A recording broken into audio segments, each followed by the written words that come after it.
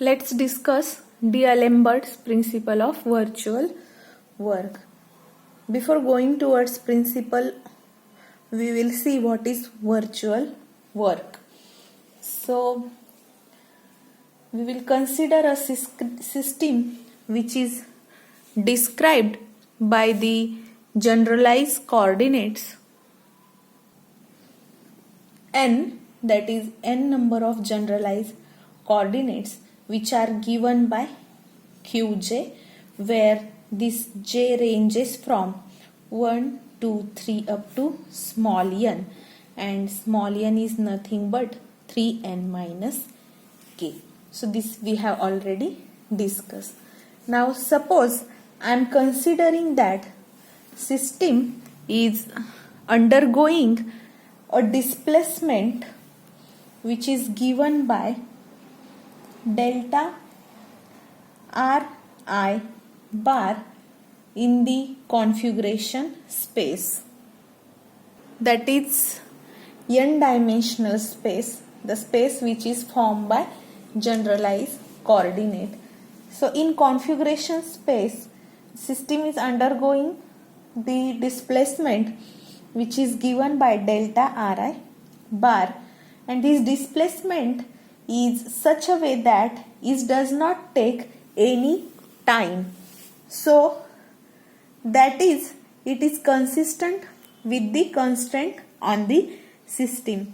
So this displacement is done without taking any time. So can you imagine that there is a displacement without taking any time? No, it is not possible to perform a displacement without taking any time. Therefore, this type of displacement is known as a virtual, means it is possible only virtually, that is imaginary concept. So this type of displacement is known as the virtual displacement. In reality, such a case does not occur. Without taking any time, there is no displacement. That's why during this displacement, time is held as a constant, and it is a virtual displacement rather than real or actual displacement. But in reality or actually, this will be not the case. So this doesn't exist in reality. That's why this displacement is known as the virtual displacement. So for this displacement, if I am considering that some real force is acting through this virtual displacement, then force, we know that work is nothing but force into displacement. So you know that work is nothing but the product of force and displacement. So the virtual work will be done, or it is a result of real forces acting through this virtual displacement. So this action of the real forces on this virtual displacement, action of these real forces through the virtual displacement is nothing but now virtual work. So we will consider ith particle of a system of particles in static equilibrium. So when we consider ith particle of a system which is in static equilibrium, now what does static equilibrium means? Static means at rest, and when your system is in equilibrium, there will be no forces. The word equilibrium implies us that there will be no force acting on that system when it is in equilibrium. Now we are considering that ith particle of a system is in static equilibrium. Therefore, there will be no force acting on that ith particle. So total force on each particle will be 0 since your system is in static equilibrium. So total force on each particle is given by let me call it as capital F of I, and to denote it is total I will use T. Since it is vector I will use bar, and this will be 0 since we are considering that particle, ith particle in static equilibrium. Therefore Fit will be 0. It is then obvious that the virtual work will be given by, now what will be virtual work? Product of force and the displacement. So it is obvious that virtual work will be this force Fi bar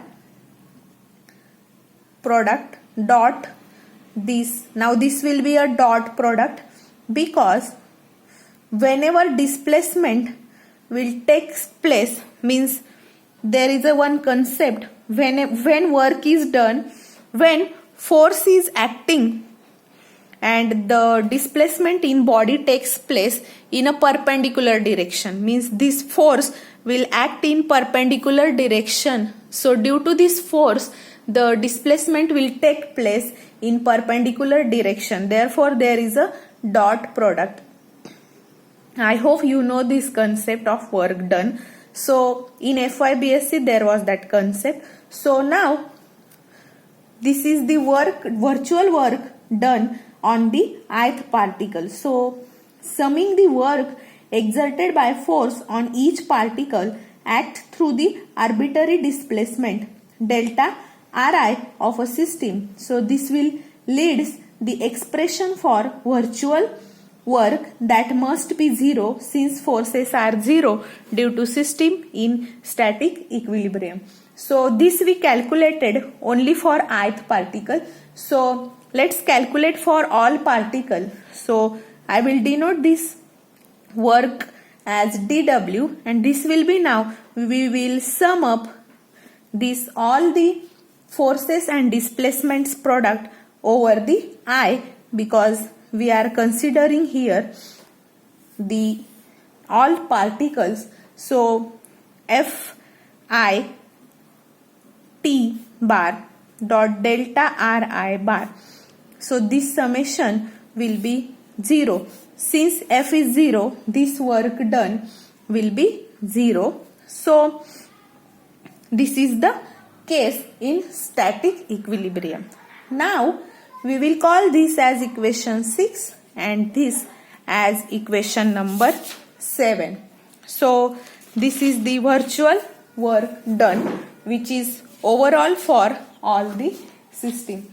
So now the total force, this is total force. So this total force is nothing but the all real forces plus constraint force. So we have already discussed the concept of constraint forces. So the total force is given by sum of the total or real force with the constraint force. So instead of Fit, that is this total force, instead of this total force I can write it as sum of the real force or actual force with this constraint force.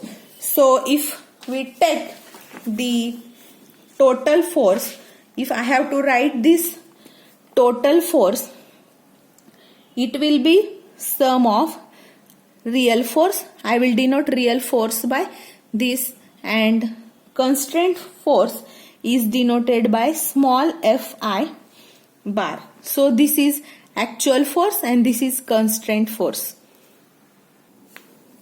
So I will replace this total force by this addition. We will get dW as summation over I of this total force is replaced by actual force plus constraint force into this virtual displacement delta Ri bar as it is, and this will be equal to 0. Now we will take this product, just solve this bracket. We will get dW as summation over I Fi bar dot delta Ri bar plus summation over I Fi bar dot delta Ri bar, and this will be equal to 0. Let's say this as equation number 8. So if virtual work or virtual displacements are assumed to be in the direction which is perpendicular to constraint forces, so when this direction is made perpendicular, I have made one mistake. Let me clear it first. I have did here one mistake while explaining that the force and displacement are perpendicular. It's not like that. The displacement should be done in the direction of force. That's why there will be dot product. And when this displacement is done in perpendicular direction, this will come to be 0. So let we clear it over here, because if the virtual displacement is assumed in the direction of perpendicular to direction of constraint force, then why there is no work done, that we will see. See here, this is constraint force. So if this virtual displacement is done in the direction which is perpendicular to this constraint force, so dot product I can write, suppose I am having A bar dot B bar, I can write it as AB cos theta, because instead of A bar dot B bar we can write this as AB cos theta. And if this theta is 90, so you know that cos 90 is 0, so A bar dot B bar will be 0. Please make this correction. I am sorry for that. Don't get misconcept. So the concept is work will be done when displacement is performed in the direction of force only. So here, if this displacement is done in the perpendicular direction to constraint force, then this work done will be 0. The work done due to constraint force will be 0, and the supporting reason to this is given by this statement. So I will write that on next page. So if I am saying that I am assuming that the virtual displacements are in the direction perpendicular to the constraint forces, the constraint force do no work. And what is the supporting mathematics behind it? Because if this force and virtual displacement are perpendicular to each other, this dot product will become 0. Therefore, I can write here summation over I f of I bar dot delta Ri bar will be equal to 0. Then that reason is wrote over here, because if those force and displacement are 90 degree with each other, then its dot product is taken as AB cos theta, and cos 90 is 0, so it will become 0. So such virtual displacements are said to be consistent with the constraint forces. For example of this is, suppose a particle is constrained to move on the surface and the force of constraint is perpendicular to this surface, while the virtual displacement must be tangent to it. So the virtual work will be vanish. So this will be the virtual work which will be 0. So this leads to formulation of principle of virtual work for applied forces. So this statement will lead to formulation of principle of virtual work, and it states that the forces applied to static system do no virtual work. Therefore, I can say that principle of virtual work is nothing but the forces. It states that the forces applied to static system will do no virtual work. That is, I can write here. So this equation 8, if we substitute equation 9 in equation 8, we will get, this will implies me that summation over I, this real forces dotted with delta Ri bar, and it will be equal to dW. So I will write this implies sign over here. dW will be equal to this work done, and which will be 0. So let's say this as equation 10. So this principle of virtual work is nothing but the forces applied to static system do no virtual work, and it is obvious because since your displacement is virtual, it doesn't exist in reality, and you are applying real forces to that displacement. So there will be no work, which is known as virtual work, and it is the origin of principle of virtual work, which was first described by Bernoulli, scientist. It is given by the scientist which is known as, or name of that scientist is Bernoulli. So this is the principle of virtual work. Now it is clear that what is principle of virtual work. So we will move towards D'Alembert's principle. The principle of virtual work was first formulated by Bernoulli, but it was for a static procedure because during this derivation we have considered that the particle is in static equilibrium. So this is the static procedure. But most of a system in mechanics, we come up across the system which are not in static equilibrium. Therefore, the principle of virtual work done must be modified for the dynamic system, means those systems which are moving. That means in mechanics, in CM, we come across the system which are not static, so we have to move towards a dynamic system. So it is necessary to change or to modify this principle of virtual work into dynamic system, and this was done by D'Alembert, and that modification was based on the Newton's law. Since one of the Newton's law states that the force can be expressed as the rate of change of momentum, so I can write F as dp I bar upon dt. So he take the reference of Newton's law, that is rate of change of momentum, will be given as a force. So this derivative I can write in short as p bar dot. So this I am writing as so it is taken as p bar dot.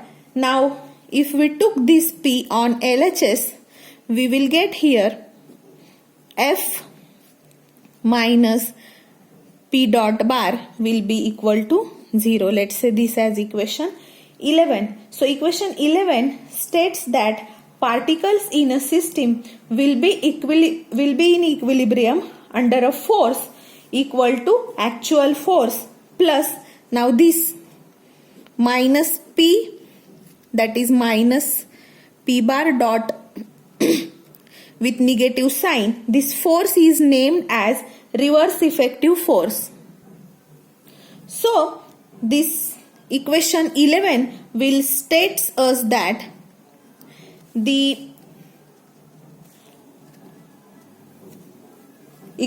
system will be in equilibrium, or it will states that particles in a system will be in equilibrium under a force which will be equal to actual force plus, now if I have to write here plus, I can write it as actual force plus minus of p bar dot equals to 0, and this is actual force plus this force is named as reverse effective force. So I can describe equation 11. It states that the particles in a system will be in equilibrium under a force which is equal to actual force plus reverse effective force. So this reverse effective force can be called as a kinetic reaction.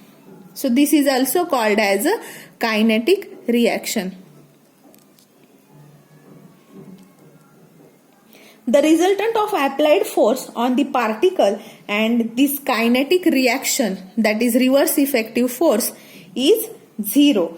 So if a dynamic system is considered in this manner, it will appear as static system. So instead of equation 10, we can write it as. So due to this all reasons we have already discussed, I just wrote it. So due to these reasons, I can write instead of equation 10, I can write this equation as, now here we will replace it. So we will get that force, we will replace this actual force by this resultant of this actual force and kinetic reaction. So if dynamic system is considered, it will appear as a static system. Therefore, we will get here summation of I of f of I minus P dot I and dotted with delta Ri bar equals to 0. If it is equation 12, then this equation is nothing but the D'Alembert's principle. So from this equation, I can conclude a statement, and that statement is that the D'Alembert's principle states that it is a name of scientist, that is mathematician scientist Jean Le Rond D'Alembert. So the name to this principle is given as D'Alembert's principle, and it is stated by equation 12 as the sum of differences. See here, if I have to call this as difference, I should first call it as sum according to this. So the sum of differences between force acting on a system and its time derivatives of momenta of a system itself along any virtual displacement consistent with the constraint of system is 0.